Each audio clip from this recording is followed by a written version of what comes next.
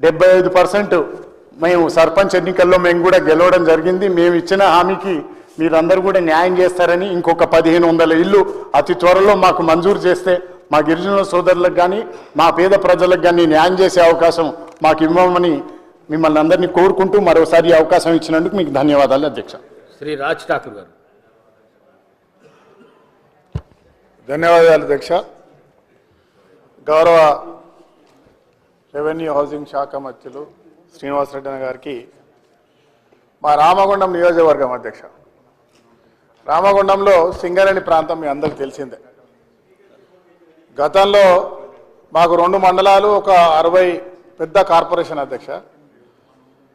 రాజశేఖర రెడ్డి గారు ఉన్నప్పుడు ఇచ్చినటువంటి ఇంతనమ్మ ఇల్లు తర్వాత ఇప్పటివరకు ఎవరికి ఇవ్వలేదు అధ్యక్ష.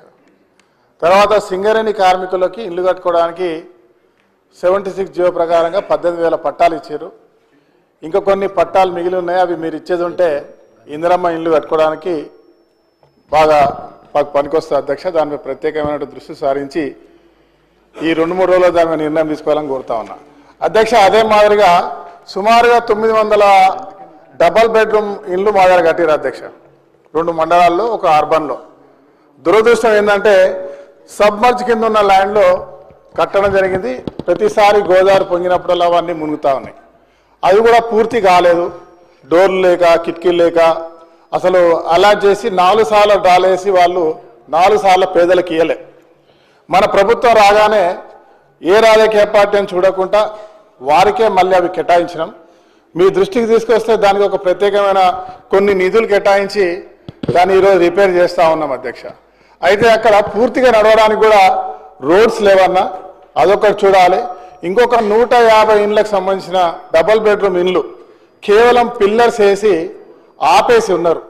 అది కనుక ఇచ్చేది ఉంటే ఒక నడి సిటీలో ఉంటుంది.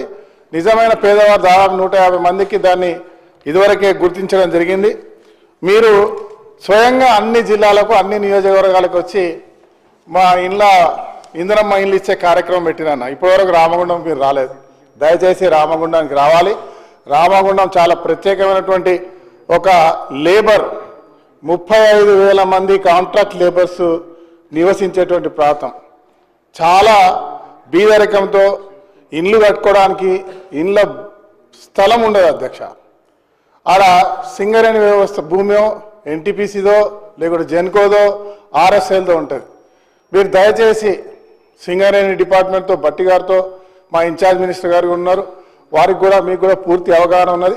ప్రత్యేకమైన దృష్టి పెట్టి అవి కనుక ఇచ్చేది ఉంటే భవిష్యత్తులో మా ప్రాంతాల్లో ఉన్నటువంటి పేదవాళ్ళందరికీ కూడా చాలా వరకు ఇప్పటివరకు ఎవరు ఆ 10 సంవత్సరాల గత కాలంలో ఏ ఒక్కరికి చిన్న ఇల్లు కాదు కదా, ఉన్నటువంటి ప్రభుత్వంలో సాగు చేసుకున్న భూములు కూడా గుంజుకున్నటువంటి పరిస్థితి ఈరోజు మొన్న చూసాం. అదే మాదిరిగా చిన్న ఇంకొక అభ్యర్థన మినిస్టర్ గారికి, ఇందిరమ్మ ఇల్లు ఇచ్చినాం అధ్యక్ష. పోయినసారి కొందరికి ఇల్లు వస్తే బేస్మెంట్స్ కట్టుకున్నాక దానికి 2,000, 3,000, 6,000 తీసుకున్నారని చెప్పి వాళ్ళకి మనం ఇవాళ ఇందిరమ్మ ఇల్లు ఇచ్చిన దాంట్లో అడ్డుపడతా ఉన్నారు.